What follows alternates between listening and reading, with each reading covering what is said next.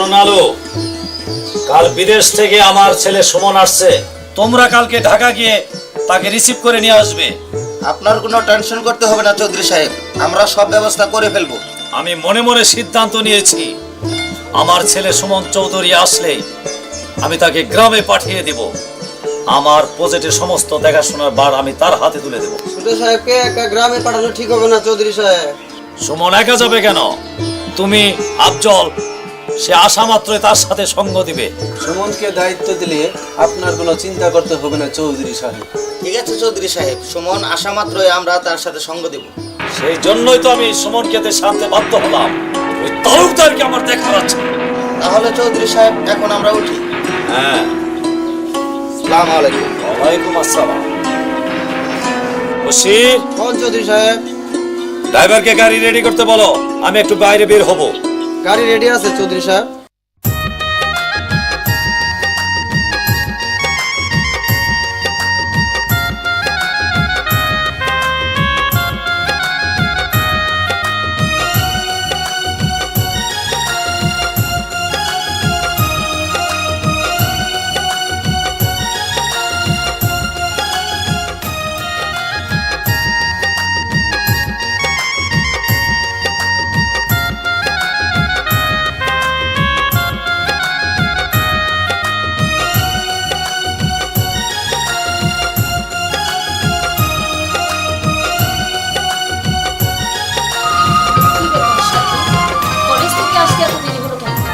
ভাবি, কই দেরি হলো? কলেজ থেকে মাত্র ছুটি দিল, এখনই আসলাম। ভাবি, তোমাকে একটা কথা বলি। কি কথা বলো? ভাবি, তুমি ভাইজানকে বলো আমার জন্য একজন প্রাইভেট মাস্টার রাখার জন্য। আমি যে অঙ্কেতে কাঁচা। ও, এই কথা তুমি আগে বলবে তো। তোমার ভাইজান আসলে আমি বলবো। কি ব্যাপার, ননদ ভাবি মিলে কি আলাপ হচ্ছে? ননদ ভাবি মিলে তোমার কথাই বলা হচ্ছে। কেন, কি হয়েছে? ভাইজান, আমার একজন না প্রাইভেট মাস্টার লাগবে। চিন্তা করিস না বোন, আমি তোর জন্য আজই মাস্টার দেখবো। তুই আমার একমাত্র বোন, তুই পড়ালেখা শিখে ডাক্তার হবি। আমারও কি ভাইজান। ভাবি, আমার বড্ড খিদে পেয়েছে, আমাকে খেতে দাও। তোমাদের দুই ভাই বোনের জন্য আমি খাবার রেডি করে রেখেছি, তোমরা চলো খাবে। চল বোন।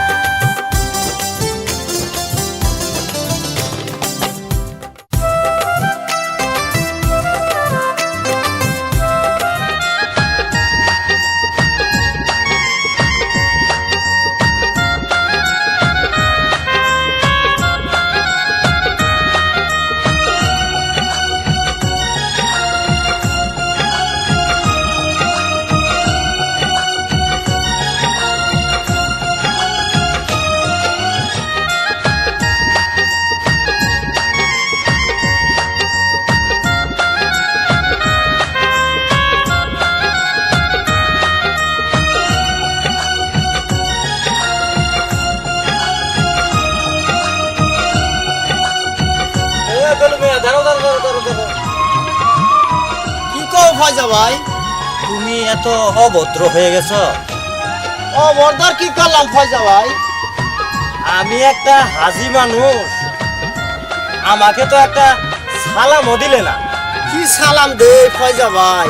তোমার মাথার টুপি, গাড়ে হাজির গামছা, তুমি করো সুদের ব্যবসা। তোমার গাড়ে হাজি গামছাটা মানায় না। শোনো বলো মিয়া, তুমি কিন্তু আমাকে অপমান করতেছ, কামটা কিন্তু বালা করতেছ না বলো মিয়া। অপমান তো তুমি করতেছো, গাড়ে হাজির গামছা দিয়ে এই 10 হাজির অপমান করছো। বেলু মিয়া, কথা সাবধানে কও। তোমারে আমি ভালো মনে করছিলাম, ভাবছিলাম যে আমার ছেলেরে দিয়ে তোমার মেয়েরে বিয়া করাম। কি তোমার টেবা ছেলের কাছে আমার মেয়ে বিয়ে দিব? জীবন থাকতো না। যে না আমার মাইয়া তার ফুডাঙ্গি কত হাজির কুথাগা।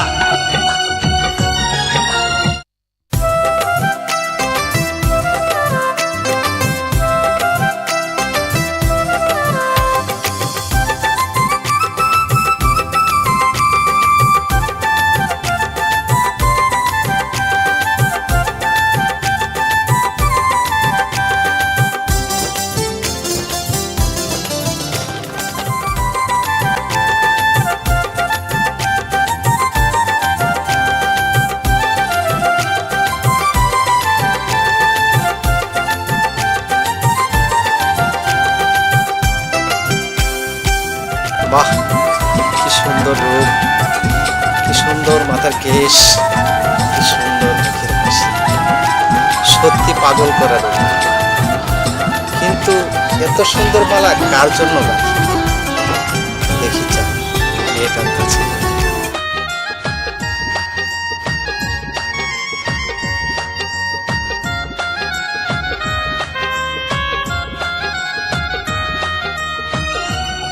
আপন কই?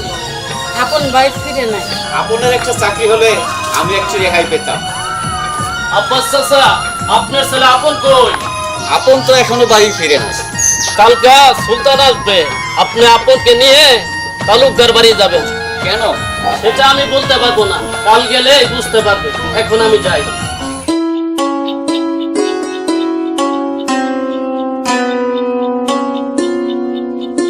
আমার ভয় করতেছে আপনি বাপ। কিসের ভয় মা? তালুকদারের লোক পাঠিয়েছিল, তোকে নিয়ে আগামীকালকে তালুকদারের বাড়িতে যেতে বলেছে। এটা আমার ভয়ের কি হলো? যেতে বলেছে যাবো। চলো তো মা, ক্ষুধা পেয়েছে, খেতে দাও।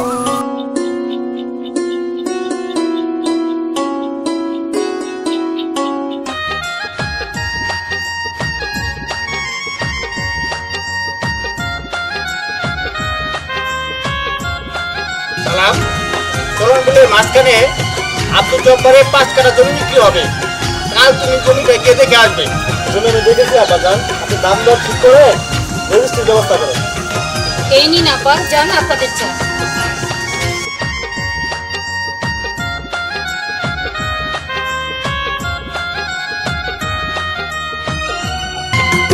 বাহ, কাটা তো খুব ভালো হয়েছে। আপা যান, সাথীর প্রাইভেট মাস্টারের কি কোনো ব্যবস্থা হলো? তুমি কোনো চিন্তা করো না আশা, পাশে বাড়ির আব্বাস আলীর ছেলে খুবই শিক্ষিত, তাই সুলতানকে আনতে পাঠাইছে।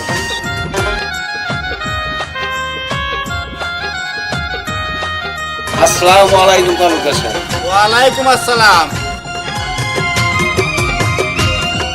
শোনো আব্বাস মিয়া, তোমাকে আর তোমার ছেলেকে ডেকে আনার কারণ কি জানো?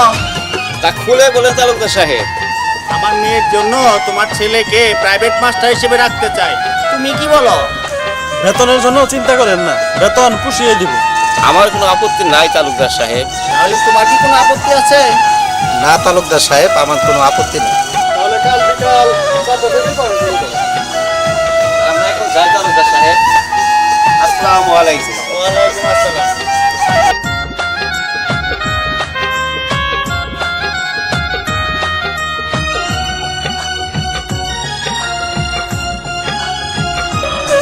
আর কোনো সমস্যা আছে বোমা? না আপা যান। তাহলে সালাম, তুমি সরকারের সাথে কথা বলো, জমি দলিল করতে কত টাকা লাগে আমি একটু ঘুরে আসি।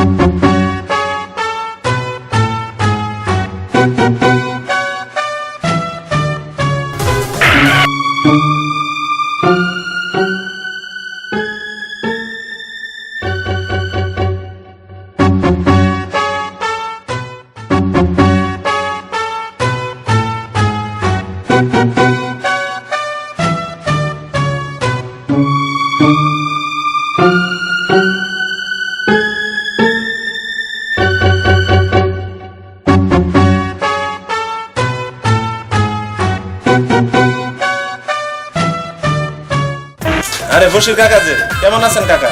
আরে বাবা, আমি ভালো আছি, তুমি কেমন আছো? আমি আপনাদের দয় ভালো আছি। বাবা কোথায়? ভিতরে আছে। তুমি এসেছো বাবা ভালো আছো তুমি বাবা?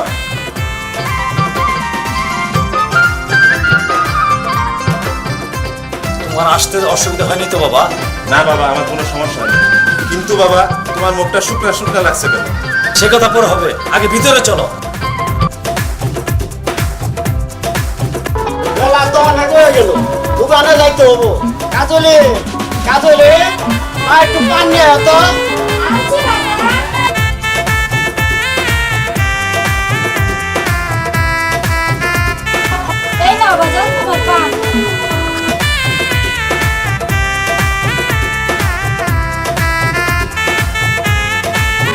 তো অনেক হয়ে গেছে, দোকান যাইতে হবে, আর তোমার নাই কিনে আমো। আমার জন্য কিছু আনতে হবে না বাজান।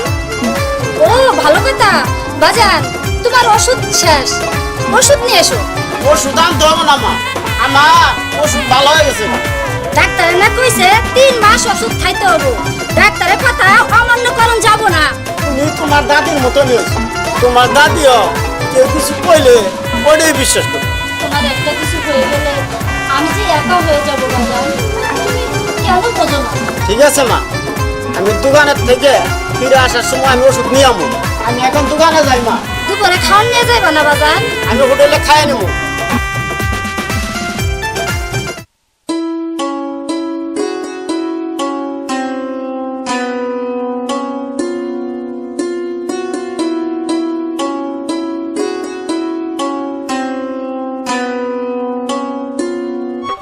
ওর দিকে না তাকিয়ে তুমি আমার দিকে তাকিয়ে আছো। না মানে আপনি দেখতে অনেক সুন্দর তো, তাই আপনাকে দেখছিলাম। দেখাটা কি অপরাধ? দেখার অপরাধ নয়, তবে মানুষের চেহারা অনুভব করা চেয়ে লেখাপড়ায় মনোযোগী হোক। মানে স্যার, আমি না আপনাকে একটা কথা বলতে চাই। বলো, কি বলবে? স্যার, আপনাকে যেদিন পথের মাঝে প্রথম দেখেছিলাম, সেদিন থেকে আমি আপনার প্রেমে পড়ে গেছি। এ তুমি কি বলছো সাথী? হ্যাঁ স্যার, আমার কোনো কিছু ভালো লাগে না। শুধু আপনার কথা না, মনের অজান্তেই আমি আপনাকে ভালোবেসে ফেলেছি। তা কি করে হয় সাথী? তুমি একবার ভেবে দেখেছো তুমি কোথায় আর আমি কোথায়? তুমি তালুকদারের মেয়ে আর আমি সামান্য গরিবের ছেলে। তোমার আমার মাঝে প্রেম ভালোবাসা কিছুতেই হবে না। কেন হতে পারে না স্যার? আমি তালুকদারের মেয়ে বলে আমার মন বলতে কিছু নেই। আছে সাথী, তবে আমার মতো গরিব ছেলেকে মন না দিয়ে অন্য ধনীর ছেলেকে মন দেওয়া আজ তোমার ছুটি।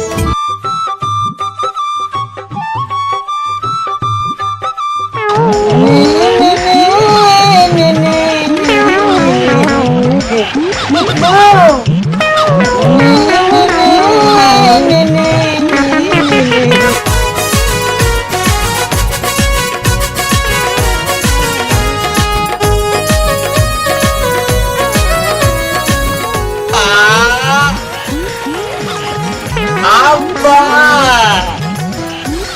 আব্বা, আব্বা গো। এই আব্বা আব্বা কথা শেষ করো, কি আছে বল। আব্বা,